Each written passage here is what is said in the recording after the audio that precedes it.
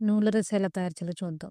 ఈ వీడియో మీకు నచ్చినట్లయితే ఒక లైక్ చేయండి. అలాగే స్టవ్ మీద పాన్ పెట్టుకొని ఒక 4 ఎండుమిర్చి ఏసి ఒక 2 నిమిషాల పాటు వేయించుకోవాలి. తర్వాత 1 టేబుల్ స్పూన్ పల్లీలు, అలాగే కొద్దిగా కొబ్బరి కూడా ఏసుకొని మరొక 2 నిమిషాల పాటు స్టవ్ అనేది సిమ్‌లో పెట్టుకొని వేయించుకోవాలి. ఇవి ఒక 2 నిమిషాల తర్వాత పావు టీ స్పూన్ జీలకర్ర, 2 టేబుల్ స్పూన్ నువ్వులేసుకొని మరొక 2 నిమిషాల పాటు వేయించుకోవాలి. ఇవి వేగిన తర్వాత ఒక గిన్నె తీసుకొని పక్కన పెట్టుకోవాలి. ఇవి పూర్తిగా చల్లగిన తర్వాత మిక్సీ జార్‌లో ఏసుకొని వీలైనంత మెత్తగా మిక్సీ పట్టుకోవాలి.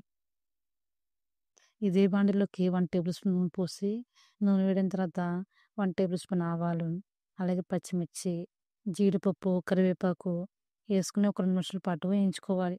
తర్వాత కొద్దిగా ఇంగువ వేసుకొని, కొద్దిగా పసుపు ఏసుకొని ఒకసారి బాగా కలుపుకొని ఉడికించుకున్న రైస్ ఏసుకోవాలి. తర్వాత మనం మిక్సీ పట్టుకున్న పొడి కూడా ఏసుకొని, తర్వాత కొద్దిగా సాల్టు ఇవన్నీ ఒకసారి బాగా మిక్స్ చేసుకోవాలి. కొద్దిగా కొత్తిమీర జల్లుకొని ఒకసారి బాగా కలుపుకొని స్టవ్ ఆఫ్ చేసి ప్లేట్‌లోనికి సర్వ్ చేసుకుంటే